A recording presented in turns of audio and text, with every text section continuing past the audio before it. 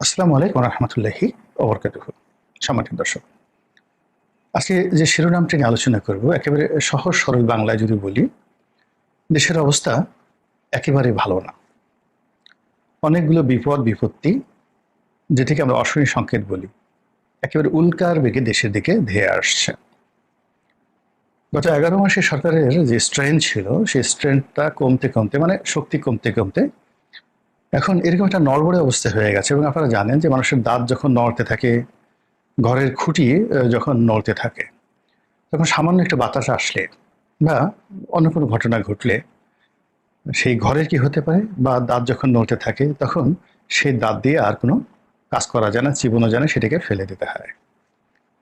তো গত 11 মাসে সরকারের যে অবস্থা তৈরি হয়েছে, এখন নড়বড়ে, এরকম একটা নড়বড়ে যে স্কুলের ছেলেরা মেয়েরা, কলেজের ছেলেরা মেয়েরা, রাজনৈতিক দলের যেখানে একটি পাড়া মহল্লার যারা মাস্তান রয়েছেন, তারাও মনে করেন যে সরকারকে একটা ধাক্কা দিয়ে ফেলে দিতে পারেন। এবং সরকারি যারা কর্তা ব্যক্তি রয়েছেন তাদের মধ্যে এত ভয়, এত আতঙ্ক, আসলে এত ভয় নিয়ে কাজ করা যায় না। রাষ্ট্র পরিচালনা অনেকটা বাঘ এবং সিংহের চরিত্রের মতো বা তার কর্মকাণ্ডের মতো। তারা তাদের আপন রাজত্বে নির্ভয়ে নিশ্চিন্তে ঘুরে বেড়াবেন। তাদের রাজস্বিক চালচলন দেখলে, তাদের অভিব্যক্তি দেখলে, তাদের চাহনি দেখলে বনের সব পশু যেভাবে সন্ত্রস্ত হয়ে যায় এবং তার জন্য জায়গায় করে দেয়, তদ্রূপ একজন রাজনীতিবিদ, এই সমাজ হলো তার জন্য সবচেয়ে নিরাপদ জায়গা। যখন কোনো রাজনীতিবিদ এক গাদা বডিগার্ড নিয়ে চলেন, তার প্রচুর সিকিউরিটি দরকার হয়, ইট মিনস যে তিনি নেতা হওয়ার মতো সাহস অর্জন করেননি, অথবা নেতা হওয়ার জন্য এমন কোনো কর্মকাণ্ড করেননি যে এই জনারণ্য তাকে নিরাপত্তা দেবে। তার চিন্তা, তার কর্ম, তার চরিত্র তাকে একেবারে একটা ভীতু প্রাণীতে পরিণত করেছে। একইভাবে যখন রাষ্ট্র পরিচালনা কেউ করেন, রাষ্ট্র পরিচালনা করেন, এখন বাড়ির চারিদিকে বহু সশস্ত্র প্রহরা, যেখানে যাচ্ছেন রাস্তার দুই পাশ ক্লিয়ার হয়ে যায় কয়েক ঘন্টার মধ্যে। এই যে একটা প্রোটোকল এরশাদ সাহেব শুরু করেছিলেন, বা প্রেসিডেন্ট জিয়াউর রহমান সাহেব প্রথম শুরু করেছিলেন, এই রাষ্ট্রীয় প্রোটোকলটি মূলত রাজনীতিবিদদের জন্য শোভনীয় নয়, এটা ভালো নয়। পশ্চিমা দুনিয়া অনেক কিছু করে যেগুলো আমাদের আসলে ফলো করা উচিত নয়। যেমন ধরুন ইসলামের স্বর্ণযুগ, সারা দুনিয়াতে মুসলমানরা 800 বছর থেকে 900 বছর একছত্র আধিপত্য চালিয়েছে। পুরো ভারতবর্ষ মুঘলরা শাসন করেছে, তার আগে সুলতানরা শাসন করেছে, অর্থাৎ ইখতিয়ার উদ্দিন মোহাম্মদ বিন বখতিয়ার খলজি বাংলাদেশে, আর ভারতে কুতুবুদ্দিন আইবেক, অর্থাৎ মোহাম্মদ ঘুরির যে আক্রমণ, তখন থেকে যে মুসলিম শাসন ব্যবস্থা চালু হয়েছে, যেটা 1857 সন পর্যন্ত যাকে বলা হয় অব্যাহত ছিল। এই সময়টিতে যে সকল বড় বড় রাজা বাদশাহ আমরা যাদেরকে জানি, মানে তাদের যে জনপ্রিয়তা এবং তাদের যে ন্যায় বিচার প্রতিষ্ঠা করার যে সক্ষমতা এবং সাধারণ মানুষের দুঃখ কষ্ট দেখার জন্য তারা যেভাবে বের হতেন, ছদ্মবেশে রাস্তায় বের হতেন, সম্রাট আকবর বলেন, বাবর বলেন, জাহাঙ্গীর বলেন, শাহজাহান বলেন। শাহজাহান, আপনারা যারা দিল্লিতে গেছেন, আপনি চিন্তা করেন যে সে একা একই সেই দিল্লির রাজপ্রাসাদ থেকে বের হতেন, ঘোড়ায় করে এসে লালকেল্লা থেকে বের হয়ে এসে সামনের জামে মসজিদে নামাজ পড়তেন। ঘন্টার পর ঘন্টা তিনি সময় কাটাতেন মসজিদে। ইতিহাস। তো এখন আপনি আমাদের প্রধান উপদেষ্টা ডক্টর মোহাম্মদ ইউনূসকে একা একটু বের হয়ে কাকরাইল মসজিদে এসে ঘন্টাখানিক নামাজ পড়তে তাকে একটু বলে দেখেন তো, তার শরীরের সমস্ত যন্ত্রপাতি দেখবেন ভয়ে নষ্ট হয়ে গেছে। এটা কেন? এর কারণ হলো সম্রাট শাহজাহান বা অন্যান্য যারা আছেন তারা জনগণকে যেভাবে ভালোবাসতেন, নিজেদেরকে যেভাবে তারা রাজা মনে করতেন, সম্রাট মনে করতেন, এবং তাদের যে আত্মবিশ্বাস ছিল, বীরত্ব ছিল, সেই কারণে কি হতো, এই জনারণ্য মানে জনগণের যে অরণ্য, জনসমাবেশ, এটা কখনো তাদের মনে ভয় জাগাতে পারেনি।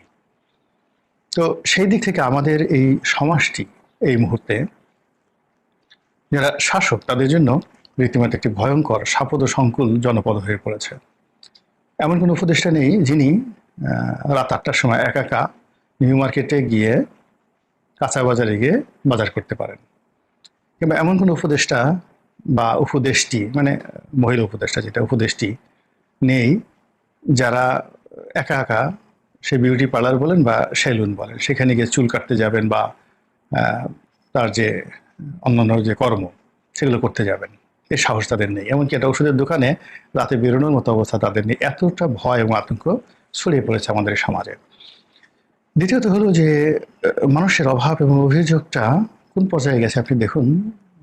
উপার্জনের জন্য মানুষ কোনো পথ খুঁজে পাচ্ছে না, ফলে চুরি, ডাকাতি, রাহাজানি, ছিনতাই এগুলো এতটা বেড়ে গিয়েছে যে ঢাকার অভিজাত এলাকায় গুলশান, বনানী, উত্তরা, ধানমন্ডি, বসুন্ধরা এই সমস্ত এলাকাগুলোতে ঠিক আদিম যুগে যেভাবে মানুষ চাপাতে নিয়ে, রামদা নিয়ে তারপরে মানুষের উপর আক্রমণ চালাতো, ডাকাতি করতো, সেই ঠিক একই অভিনব কায়দায় তারা পুলিশের সামনে, সেনাবাহিনীর সামনে নাকের ডগায় অপরাধ ঘটিয়ে আবার সেখান থেকে তারা চলে যাচ্ছেন।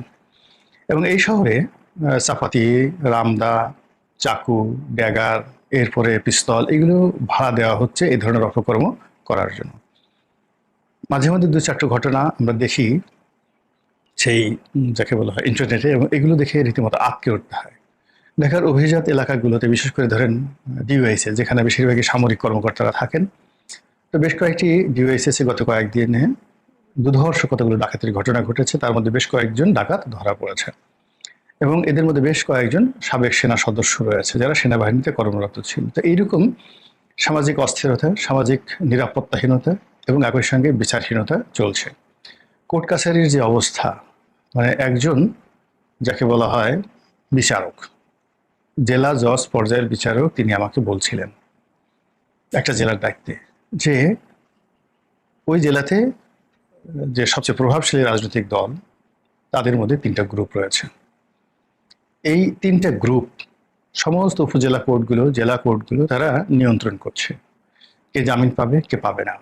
এবং এগুলো সবই করছে তারা টাকা পয়সার মাধ্যমে এবং লেনদেন করার পরে এসে যারা এই কর্মে নিয়োজিত, বিচার কর্মে নিয়োজিত সিনিয়র জুনিয়র সমস্ত বিচারকদের উপরে রীতিমতো মানসিক টর্চার, যে কাজগুলো করতে হবে, আদারওয়াইজ আপনি এখানে থাকতে পারবেন না, বা আরও নানা রকম কথাবার্তা। এবং সেই বিচারক আমাকে যেটা বললেন যে তিনি পাগল, অর্ধোন্মাদের মতো অবস্থা হয়ে গেছেন, ভয়ে তিনি সারাক্ষণ টেলিফোন বন্ধ করে রাখেন এবং তাকে সহযোগিতা করার মতো জেলা অ্যাডমিনিস্ট্রেশনে ওইরকম কেউ নেই। আমাকে ফোন করেছিলেন যে আমি যদি কাউকে বলে দিই, ওখানে রাজনৈতিক নেতাকর্মীরা যারা আছেন তাদেরকে বলে দিই যেন তারা একটু তার প্রতি দয়া পরবশ হয় বা এই ধরনের চাপ যেন না দেয়। তো এরকম যে ঘটনা জুডিশিয়ারিতে ঘটছে, এটা তো কখনই আমরা কল্পনা করতে পারি না। আমাদের হাইকোর্টে বা সুপ্রিম কোর্টে, অ্যাপিলেট ডিভিশনে, বার এবং বেঞ্চে, অর্থাৎ উকিলদের মধ্যে এবং বিচারকদের মধ্যে এমন কিছু ঘটনা ঘটছে যে কথা বলাও যাচ্ছে না স্পর্শকাতরতার কারণে, আর না বলেও পারা যাচ্ছে না। যারা ভুক্তভোগী এবং ওখানে আছেন তারা খুব ভালো করে জানেন যে সেখানে কি ঘটছে। এরপর আপনি যদি সরকারি অফিসগুলোতে যান, আপনি দেখুন এই যাবৎকালে এই গত 11 মাসে কয়বার সচিবালয়ের মধ্যে গেট ভেঙে ঢুকে গেল ছাত্র জনতা, আনসাররা ঢুকে গেল। এরপরে কতবার গিয়ে তারা যে অনাসৃষ্টিগুলো তৈরি করলো, ফলে ওখানে যারা আছেন দায়িত্বরত সচিবালয়ের মধ্যে, পিয়ন থেকে শুরু করে একেবারে ক্যাবিনেট সচিব পর্যন্ত, তাদের মধ্যে যে স্বস্তি নেই এ কথা চোখ বুজে বলে দেওয়া যায়। এবার আপনি ব্যাংক পাড়াতে যান, সেখানে আরও বিশৃঙ্খলা অবস্থা। সব খবর কিন্তু পত্রিকা আসে না। এমনকি শেখ হাসিনার জমানাতে যে সমস্ত খবর অহরহ পত্রিকাতে আসতো, সেটা শেয়ার মার্কেট কেলেঙ্কারি থেকে শুরু করে আরও অনেক কিছু, এখন মবের ভয়ে কোনো পত্রিকা, কোনো টেলিভিশন এই জিনিসগুলো ছাপাচ্ছে না বা প্রকাশ করছে না। সামাজিক মাধ্যমে কিছু কিছু বিষয় আসছে, কিন্তু বেশিরভাগ বিষয় কিন্তু আসছে না, কিন্তু তলে তলে একেবারে সর্বনাশ যা ঘটার তা কিন্তু ঘটে যাচ্ছে। এর বাইরে যে রাজনীতির দুর্বৃত্তপনা, অর্থাৎ রাজনীতির এখানে 3টি বিষয় রয়েছে। 1 নম্বর নেতিবাচক বিষয়, সেটি হলো রাজনৈতিক প্রভাব ব্যবহার করে চাঁদাবাজি করা, অবৈধ উপার্জন করা, দখলবাজি করা। এবং এটি গত 11 মাসে কতটা দুর্বিষহ, বেপরোয়া, কতটা অমানবিকভাবে ঘটে চলেছে, মানে প্রেজেন্ট পারফেক্ট কন্টিনিউয়াস টেন্স। 2024 সনের আগস্ট মাসের 5 তারিখ থেকে আজ অবধি এটা জ্যামিতিক হারে বেড়ে যাচ্ছে জনপদে, প্রতিটি জনপদে। মানুষের জীবনের অর্থবিত্ত, ক্ষমতা, নারী, মানে যা কিছু তার কাছে আকর্ষণীয় আছে, সব আকর্ষণীয় বিষয়বস্তু ক্ষমতাধরের দয়া এবং করুণার উপর নির্ভর করছে। এরপরে দ্বিতীয় যে বিষয়টি, সেটা হলো রাজনৈতিক পদ এবং পদবি লাভ। অর্থাৎ কোনো একটা স্থানীয় নির্বাচন যদি হয়, সেটা দলীয় নির্বাচন হোক কিংবা ইউনিয়ন পরিষদ নির্বাচন হোক, সেখানে পদ পদবি লাভের জন্য যে ছুটোছুটি হচ্ছে, মারামারি হচ্ছে, কাটাকাটি হচ্ছে, অন্তর্ঘাত হচ্ছে, অন্তর্দ্বন্দ্ব হচ্ছে।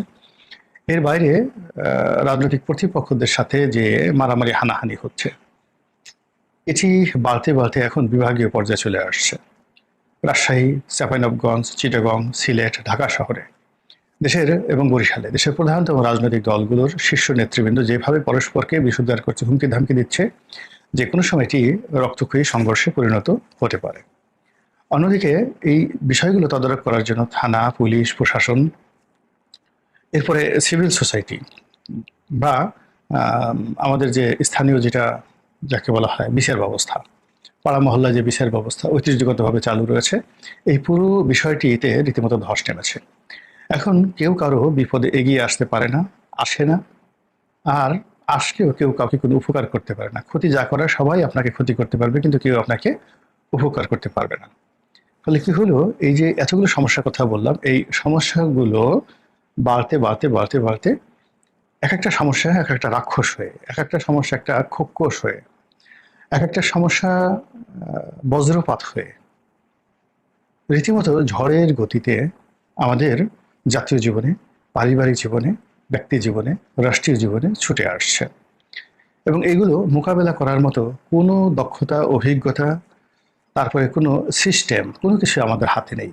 আজ ধরুন যে আমেরিকা হঠাৎ করে আমাদের 35% যাকে বলা হয় শুল্ক বসিয়ে দিল, যেখানে $8 বিলিয়ন আমরা এক্সপোর্ট করি। $8 বিলিয়ন মানে $1 বিলিয়ন, 10,000 মানে 1,20,000 কোটি টাকার মূল্যর আমরা যে গার্মেন্টস সামগ্রী আমরা সেখানে এক্সপোর্ট করি। তো ধরুন 1 লক্ষ বা 1.5 লক্ষ কোটি টাকার যদি আমরা এক্সপোর্ট করি, এটাকে 5 থেকে 7 বার আমাদের দেশে ট্রানজ্যাকশন হয়। অর্থাৎ যখন কোনো আমেরিকান বায়ার একটা এলসি দেয়, ওটার বিপরীতে আমরা একটা ব্যাক টু ব্যাক এলসি করি, তারপরে সেটা আনি, সেটা ট্রান্সপোর্ট মানে পরিবহন আনি এবং সেটা ইন্স্যুরেন্স করি, সেটার মাধ্যমে ব্যাংকিং করি। তো সেই ট্রানজ্যাকশনের মাধ্যমে আমরা বিদ্যুৎ বিল দেই, আয়কর দেই, মানে অন্ততপক্ষে ধরুন 20 থেকে 25টি খাতে এই 1,20,000 বা 25,000 বা 50,000 কোটি টাকা আমরা ব্যয় করি। অর্থাৎ সব মিলে এখানে গ্রস ট্রানজ্যাকশন হয় 8 লাখ কোটি টাকার উপরে। আমাদের জাতীয় বাজেটের সাথে অনেক অনেক বেশি। এই আমেরিকার সাথে আমাদের শুধু গার্মেন্টস সেক্টরের ব্যবসা, এই ব্যবসার উপরে হঠাৎ করে 35% ট্যাক্স বসিয়ে দিল এবং আমাদের যারা প্রতিদ্বন্দ্বী আছে ভিয়েতনাম, তাদের ট্যাক্সের সংখ্যা বা পরিমাণ মাত্র 20%। ফলে আমাদের ব্যবসা সংগঠনের কারণে হুমকির মধ্যে পড়ে গেল। এবং এই যে প্রাথমিক যে হুমকি এবং প্রাথমিক ধাক্কা, এটি কাটিয়ে ওঠার জন্য যে ব্যাংকিং সাপোর্ট দরকার, যে ইন্স্যুরেন্সের সাপোর্ট দরকার, সরকারি সাপোর্ট দরকার, এই সাপোর্ট দেওয়ার মতো এই ইন্টারিম গভর্নমেন্টের কোনো সামর্থ্য নেই। ফলে সমস্যা বেড়ে গেছে। এর মধ্যে আরও অনেক অনেক নতুন কোনো কর্মসংস্থান নাই। তারপরে যেটাকে এডিবি বলা হয় বা পাবলিক ওয়ার্কস বলা হয়, সরকারের পক্ষ থেকে বড় কোনো প্রজেক্ট চালু হচ্ছে না, কাজ চালু হচ্ছে না। ফলে কর্মসংস্থান নেই। কর্মসংস্থান না করার কারণে এই যে 40 লাখ কর্মজীবী মহিলা শুধুমাত্র গার্মেন্টস সেক্টরে কাজ করছে বা অন্যান্য সেক্টরে কাজ করছে। তারপরে ধরুন অন্যান্য যারা ছেলে পেশাজীবী আছেন, তো এরকম যদি 1 কোটি লোক বেকার হয়ে যায়, নারী এবং পুরুষ, তারা কোথায় যাবে বলেন? ছেলেরা পেশা পরিবর্তন করবে, অনেকে ছিনতাইয়ের হাজানিতে জড়িয়ে পড়বে, মেয়েরা বেকার হয়ে যাবে, তারা ঘরে গিয়ে কিছুই করতে পারবে না। আর যারা একেবারে অসহায় অপারক, তারা দেখা গেল যে রাস্তায় নেমে যাবে পতিতাবৃত্তিতে। তো এই যে একটা সমাজ কি একটা ভয়াবহ বিবর্তনের দিকে যাচ্ছে, অথচ আমরা এখনো নাকে তেল দিয়ে ঘুমাচ্ছি, একে অপরকে দায়ী করছি, আর যে স্বপ্নের সঙ্গে কোনো বাস্তবতার মিল নাই, সেই ধরনের নানা অমূলক স্বপ্ন দিয়ে জাতিকে বিভ্রান্ত করছি। মহান আল্লাহ আমাদের সবাইকে হেদায়েত দান করুন এবং হেফাজত করুন। আসসালামু আলাইকুম ওয়া রাহমাতুল্লাহি ওয়া বারাকাতুহু।